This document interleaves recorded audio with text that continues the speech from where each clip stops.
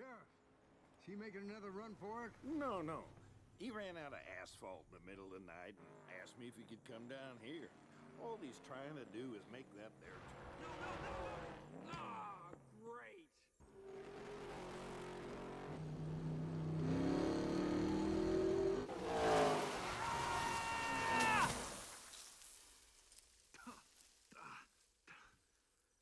This ain't asphalt, son. This is dirt. Oh, great. What do you want? You here to gloat? You don't have three-wheel brakes, so you gotta pitch it hard, break it loose, and just drive it with the throttle. Give it too much, you'll be out of the dirt and into the tulips. So you're a judge, a doctor, and a racing expert. I'll put it simple. If you're going hard enough left, you'll find yourself turning right. Oh, right. That makes perfect sense. Turn right to go left. Yes! Thank you! Or should I say no thank you? Because in opposite world, maybe that really means thank you. Crazy grandpa car.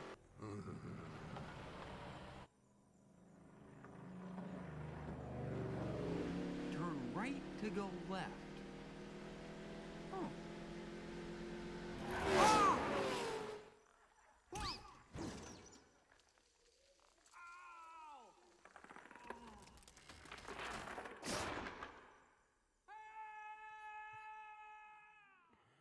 Oh, Lightning is having a rough day today. He's gotten, pride has sort of gotten in the way. His arrogance has sort of gotten in the way. And he's supposed to be running a race. He's supposed to be on his way to the Piston Cup. And when he is on his way, letting his pride get in the way, he sort of causes a little damage in this town called Radiator Springs. And he now is on community service there before he can head on to his race. And he is just not ready to listen to anybody because he thinks he knows everything. He thinks he knows what he's supposed to do. He knows that he's the best racer, that he's got it all. What he's struggling with is what we're talking about. He's not living into the 7 habits of highly effective Christians. And if you weren't here last week when we started this series, our first habit is that we follow Jesus, not the crowd. And this week, we are talking about habit number 2, which I absolutely love. It's get over yourself. It's really that simple. Just get over yourself. That's what we're called to do. Now, of course, when we talk about that, we want to root that in Scripture. And one of the things that we found in the reading for today, as Paul is writing to the church in Rome, he says these words. He says, "Don't think you are better than you really are. Be honest in your evaluation of yourselves, measuring yourself by the faith that God has given us." Now, of course, for Lightning, he is struggling with not thinking that he's better than everyone else. He's pretty sure that he is better than everyone else. And so there's nothing that anybody's going to be able to tell him that's going to change his mind. He also doesn't seem to have a lot of time for Doc, who he calls an old grandpa car, right? Like, there's nothing Doc can tell me that I need to know. But what Paul also would remind us is don't be too proud to enjoy the company of ordinary people, and don't think you know it all. This idea of humbling ourselves. Well, what Lightning doesn't know, he thinks Doc, again, is this old grandpa car. What he doesn't know is that Doc used to be a famous race car called the fabulous Hutson Hornet, and actually does know a thing or two that he could pass on to Lightning if he were willing to listen. But Lightning is not willing to listen. He is stuck in his arrogant ways, and he is trying to make this turn, and he is failing again and again and again. And I wonder, Christian, what is our first instinct when it comes to failure? What is our first instinct when we fail?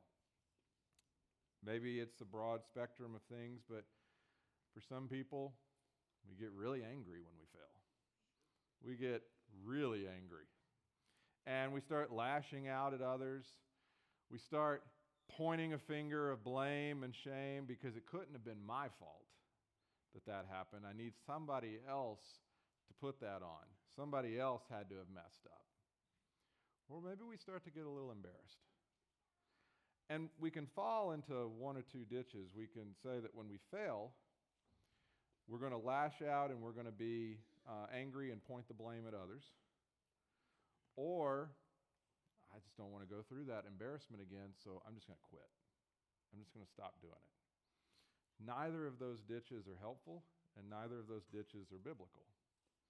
And so what we actually need to turn to is the words of that great prophet, the Black Mamba. Get over yourself. Like, you're just not that important, Kobe would say. Now, what Kobe is actually saying, it's not as harsh as it sounds. He's talking to himself. He's talking to himself, and I think we need to talk to ourselves in this way sometimes. Because when it comes to these ditches of just completely giving up or lashing out, to realize that it's okay to fail, to humble ourselves and be okay with that, it matters that we get over ourselves and realize that we're not that important.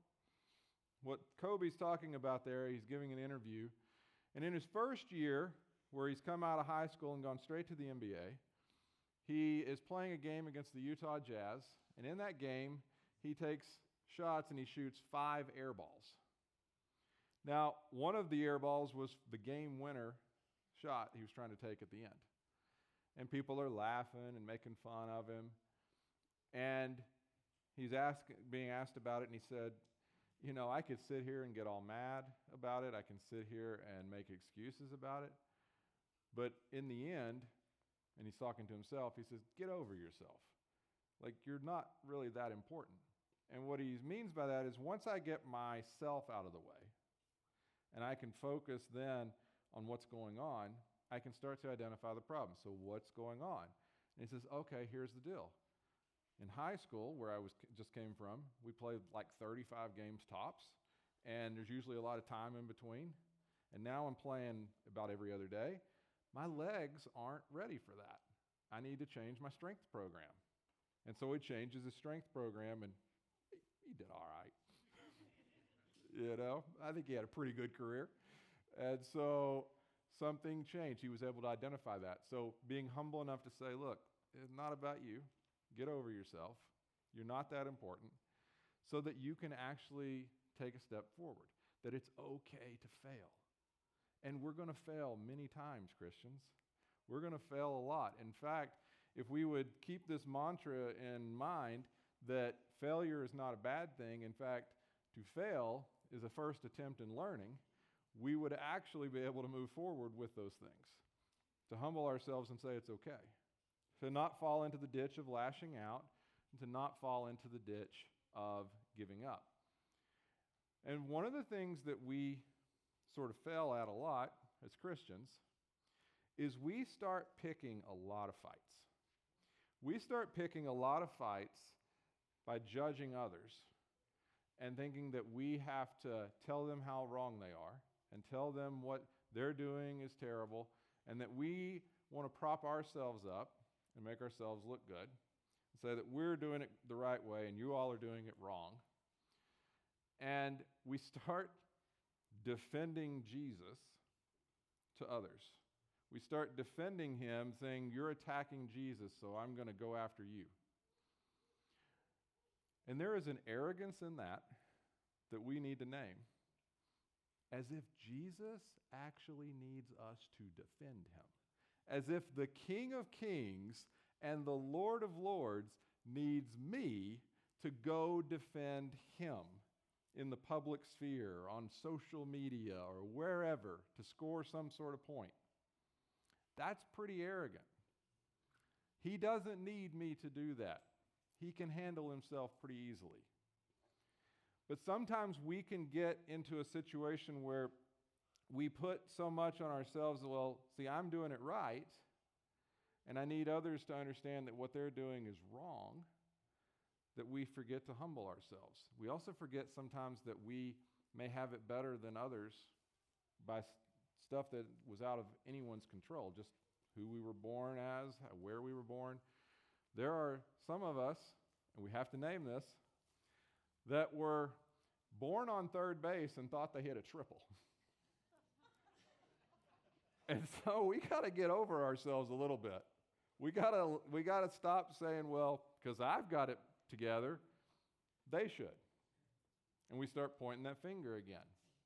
We start maybe thinking we're a little bit better than others. Jesus comes at us and he says, let's check that heart again. There's a story that Jesus tells in Scripture, and it's one that definitely bears repeating. It's found in Luke.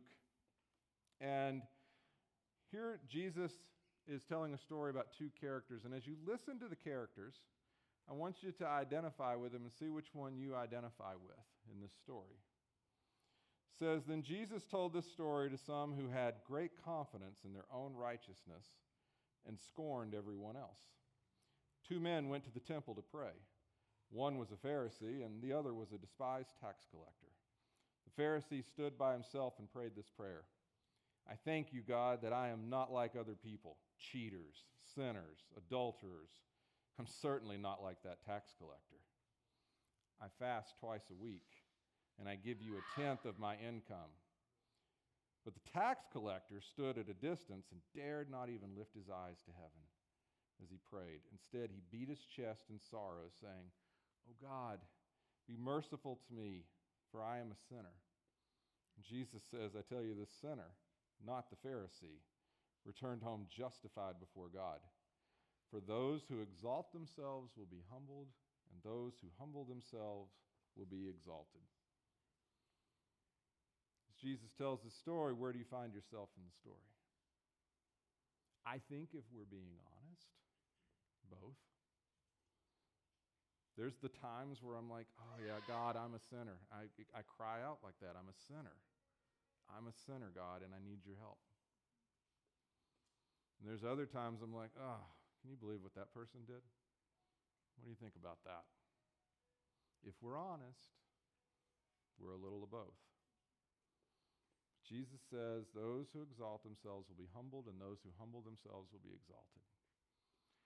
And Paul, writing this letter and writing to the Romans, also wrote a letter to the Philippians, and he says this about Jesus. He says, though he was God, keep that in mind, that Jesus is God, all the power, all the knowledge, being able to be present everywhere. Though he was God, he gave up his divine privileges. He humbled himself in obedience to God, and he died a criminal's death on a cross. So Jesus, the King of Kings and Lord of Lords, didn't come in to say, you're doing it wrong, you need to be like me. You sinners, you evil people. He came and he humbled himself. He gave up his divine privileges. He gave up his power in order to die on a cross. Because where the world says to win, you have to have all the power, you have to have all the money, you have to have all the fame, you have to have all the recognition and the influence, Jesus says to win looks like that.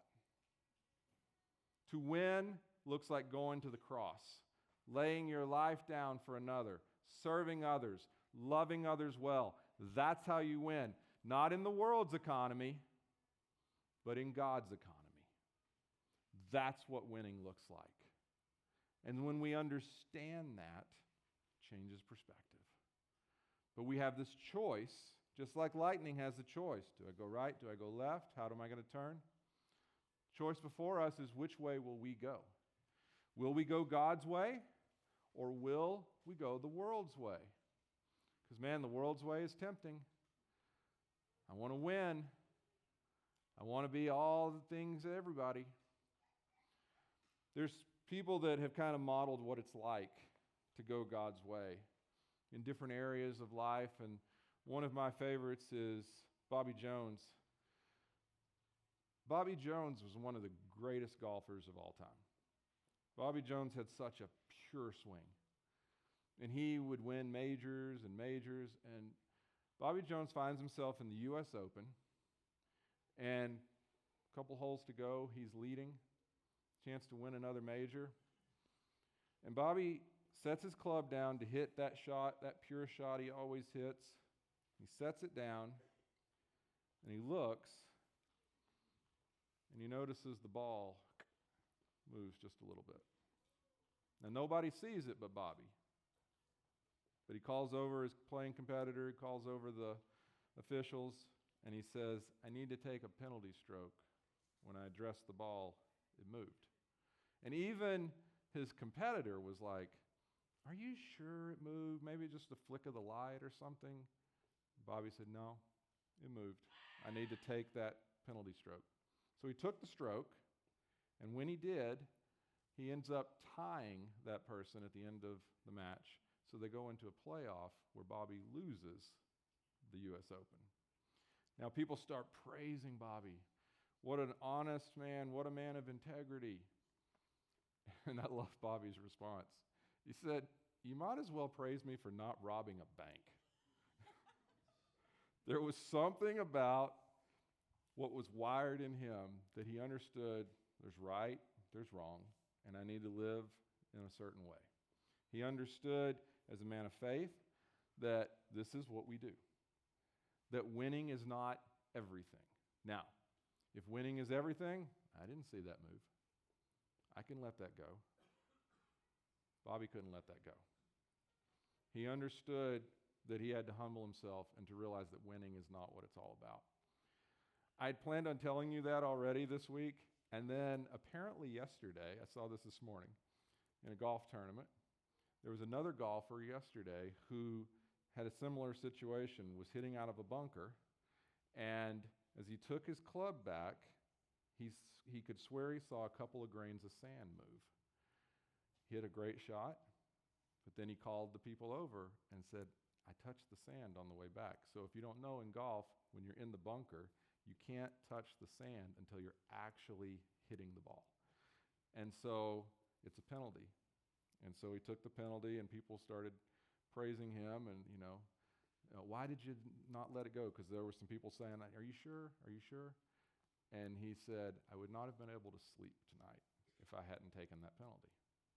Understanding what it means to humble ourselves and realize that winning isn't everything. As a pastor here at Hope Grimes, I've had to be humble, but I've been humbled a few times. One of them happened early on. I had this idea for something I wanted to do as a class here, and I thought, man, this is what people are going to want. I was so excited. And this class was going to be a deep dive into Scripture. Like after you had the sermon on Sunday, we're going to come back and you're going to experience an even deeper dig into what we were talking about. I said, man, people are going to want to hear this. And I've got all this training from seminary, all this stuff I want to pass on to people. And I was so excited about this. And I went back and looked. I still have the slide for this class. This was it. Page 2, downstairs in the gathering. And I was so sure that people were going to be really wanting this class that I even added a live stream for it so people could tune in online and learn more about the Scriptures. And so I prepped myself, and I was ready to teach. And I showed up that first night, and there were 2 people that came. And we had one on the live stream. Now, here's the context for that. We had an intern production person at the time, and he had told his mom, I'm running a live stream tonight. And Mom jumped on to see her son put the live stream together. We came back the next week. Goose egg. Nobody was there.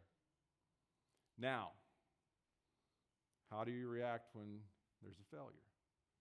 I could say, well, these heathens at Hope Grimes don't want to learn anything about Jesus.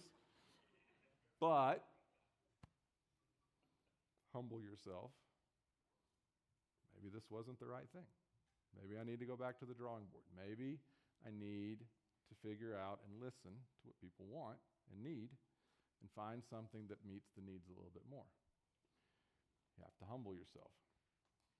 A couple years ago at Christmas, I was also humbled, and we were having such a good Christmas Eve. Andy had a great message, and I felt that I was absolutely killing it as an angel up in the loft that was ready to fly over you guys. Like, I was so excited to do that, and I kept wanting to do it, and Andy said, no, I don't think OSHA's going to let us do that. But I was like, you're just being a fun killer here. But I was ready, and I was so excited. And then, because Sunday happened to be Christmas Day that year, I came back the next morning, and there was more people in here than I expected to show up on a Christmas day, and I preached a message that I felt landed well. Like I felt really good. And we were on a high coming out of that. Andy and I were so excited, and it's like, all right, we're going to go home and be with our families. We'll see you in a couple days. This is going to be great. And then that evening, we got a phone call, and we arrived to this.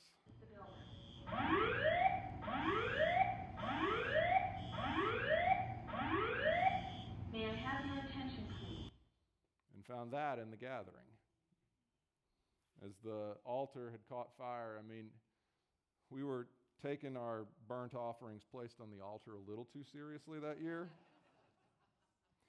Well, actually, what happened was we had an overflow service at Christmas Eve down in the gathering. And so we had lit one of these big candles, long-burning candles, to help do the candlelight service for downstairs as well. And for whatever reason, we forgot to blow it out. And so it burned through the night over Christmas Eve into Christmas Day. And as we came in for Christmas Day, everything happened up here. We didn't go downstairs. And so we checked and we made sure all the candles were out up here and everything was safe, and we locked the doors and we headed out. And that candle continued to burn down and burn down. Eventually caught the material on fire, set the altar on fire, and a lot of water got sprayed in there with the sprinklers, and there were firefighters there. I know that's not how they planned on spending their Christmas night, getting all the water out of the gathering. It was a humbling experience, to say the least. Andy and I, as we sat there and looked over everything, and as we sat and talked before we left that night, we just kind of wondered, like, how do we come back from this? How are the people of Grimes ever going to trust us as leaders again if we can't blow out a candle? That's why we use electric ones now. How are we going to get trusted? How are we going to recover from this? And what we needed in that moment was Kobe's words. Get over yourself. You're like not really that important. And we needed that because you showed up, church. You showed up and blew us away. You continued to trust us, but you also showed up humbly to take care of the things. Because the next week, on Saturday, the night before we would have our next service, it was New Year's Eve. And you showed up to clean nursery toys, to wipe them down so that the kids would be able to play with those toys on Sunday morning in this place. It is humbling to be one of your pastors, to see your heart for how you serve, to see the hearts that you have in ministry. It is humbling to see you show up in this way. And I am honored to be one of your pastors. This is a place that it's also humbling to see is growing in ways that are just mind-boggling. Like even sitting here 11 o'clock on Labor Day, and this room is fairly full. And it was full at 9:30, and it was full at 8. And we have so many people coming to worship. And what are we going to do? What are we going to do? We have so many people coming to student ministry.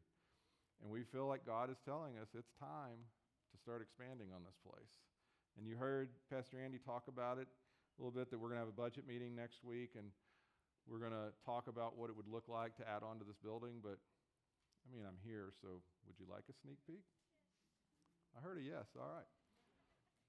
What if it looked like this?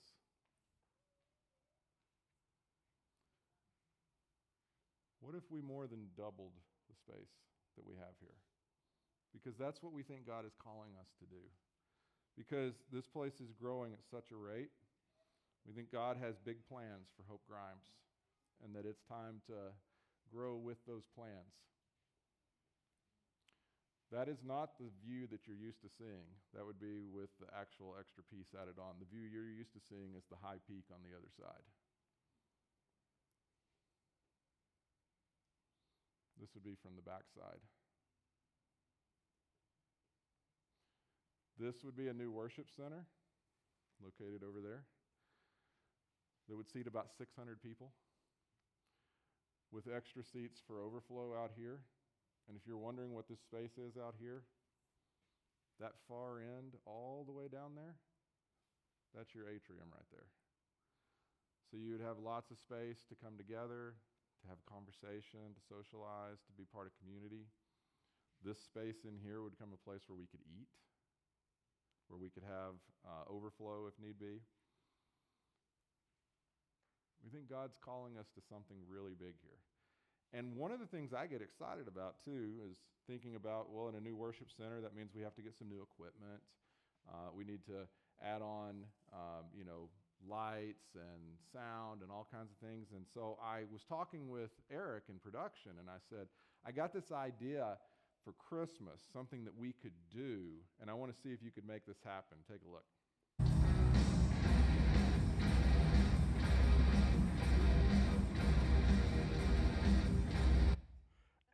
And Eric informed me that we don't quite have Metallica budget, but he said that with time and an unlimited budget, I can make anything happen. So I'm excited about that. So here's the good news. We have the money to do this.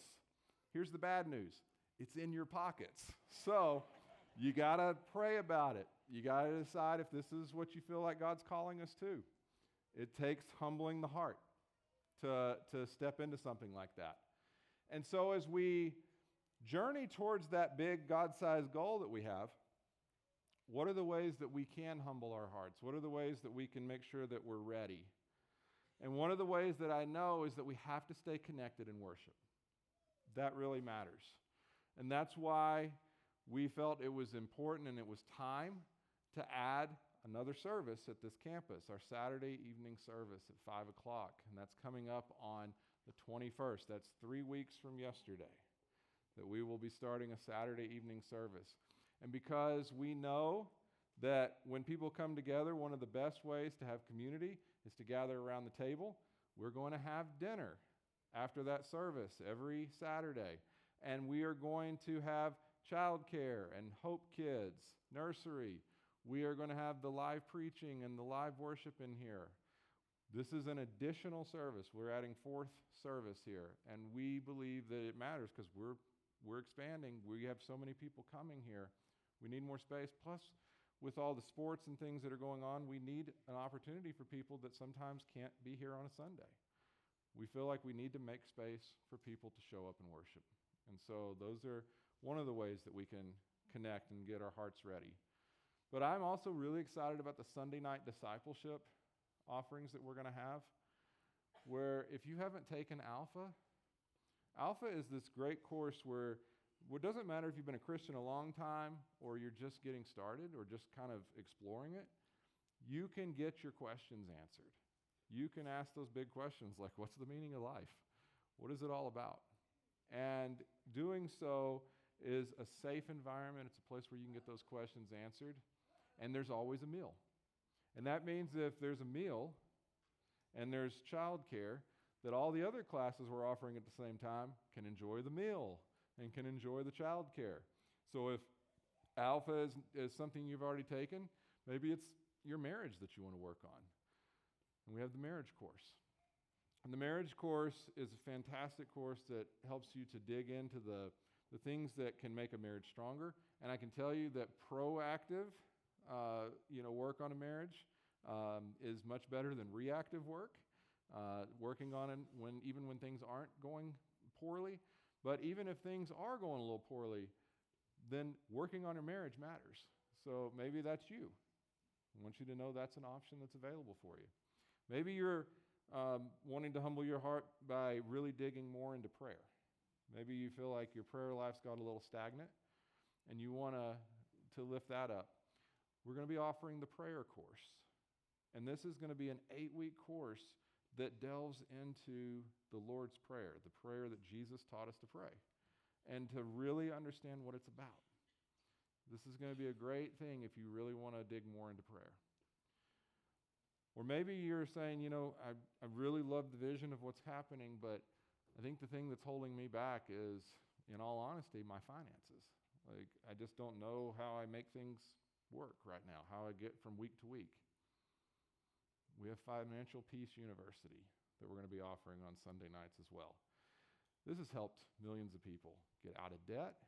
It has helped people to start living God's way with their money, to start seeing that what you need versus what you want, starting to understand what it means to budget. And we've got some great leaders that are going to be taking on that I'm excited about. So I encourage you, as you're looking at what it's going to be like going forward in the future of this place, to really start digging in and getting yourself ready, whether it's any of those classes or it's just jumping in to serve. Serving matters. Whether it's the hospitality team, whether it's the prayer team, whether it is working in children's ministry or student ministry, 50-plus ministry, or men's or women's ministry, the production, worship, being part of our parking team, being part of our mowing team. There are so many different ways to serve. And so God's calling us into these things to prepare our hearts for what he's about to do in this place. So I encourage you to find the thing God's calling you into in that and jump in, because it matters. So I want to take us back to where we started this whole thing, back with Lightning McQueen and this race that he was seeking to win. He's finished his community service. He's made it to the race. It's a 3-car race. There's Chick Hicks, the green car on the left, the King, voiced by Richard Petty, on the right, and Lightning. And Lightning finds himself in this race trying to catch up and suddenly getting kind of pushed out into the grass, into the dirt. And this time, being humbled, having a humble heart, he starts to remember some of the things that Doc tried to teach him. And it helps him to get back into the race. And then something happens in the race that causes Lightning to start deciding what's the most important thing. Is it win at all costs? Is it get the money, the fame, the power, everything that comes with it? To win the argument of who's the best? Or is there something deeper that matters even more? It's the question Lightning has to answer, and it's the question each of us Christians have to answer to. Take a look. This is it. We're heading into the final lap, and McQueen is right behind the leaders. What a comeback! McQueen's going inside. Chick and the King are loose. I think McQueen is out of the race.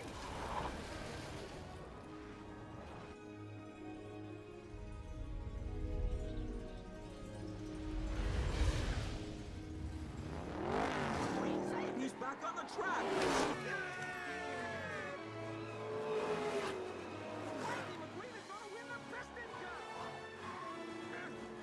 I am not coming in behind you again, old man.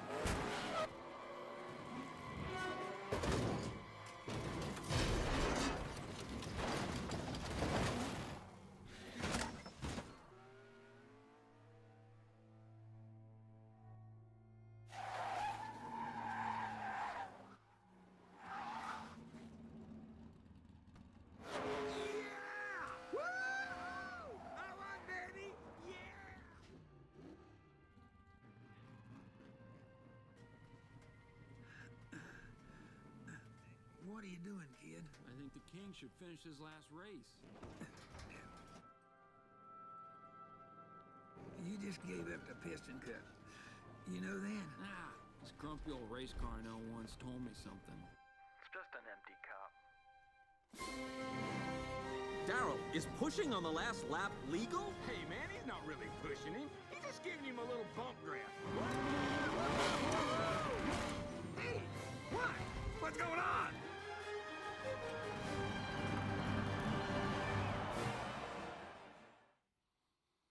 See, there's different reaction there. Lightning could have easily won the race, just like we can easily go for the win every time ourselves. But he saw something that mattered more: love, kindness, hope for future. And that really what he was winning was just an empty cup when it's all said and done. And so as he makes that choice to go back, did you notice that Chick Hicks, the green car, all he cared about was winning? Well, he won. He got his win. But did you notice how the crowd reacted? It was silent. But when lightning pushed the king across that line, everybody went crazy. Because they started to see something more. That winning is not everything. That winning, the way the world defines it, is not everything. In fact, it's just an empty cup. But winning as Jesus defines it, on the cross, and that's everything. And when we live with a hope in Him, and when we live to shine His light into this world, when we live to love others well like He did, well, the truth comes through in the end. Those who exalt themselves will be humbled, and those who humble themselves will be exalted. That's what Jesus calls us to come with humble hearts, to not fall into the ditches of failure or blame and shame and anger, but to remember the words of Kobe: get over yourself. Like you're just not that important. But we follow the one who is. We follow the one who has the power and the might and the glory to do anything. And He chose to come and die on a cross for you and for me. He humbled Himself. He calls us to do the same. And it starts right at this table. It starts at this table in which Jesus establishes this meal that we are still partaking of 2,000 years later. But it's not so much important to remember how long this meal's been going on, but as to what happened right before the meal. See, right before this meal, Jesus washed the feet of His disciples. The King of Kings and the Lord of Lords got down in the role of servant, and He washed the feet of those that were following Him. And then He instituted this meal, and He served it to the one who would betray Him, to the one who would deny Him, and to all the others that would abandon Him. Because He understood that winning doesn't look like it does in the world's eyes. But in God's economy, winning looks like this: giving up your life for others, serving others, loving others well. And that's why in the night in which He was betrayed, our Lord Jesus took bread, He gave thanks, and He broke it, and He gave it to His disciples, saying, "Take and eat. This is my body given for you for the forgiveness of sin. Do this in remembrance of me." And again, after supper, He took the cup, He gave thanks, and He gave it to all to drink, saying, "This cup is the new covenant in my blood, shed for you and for all people for the forgiveness of sin.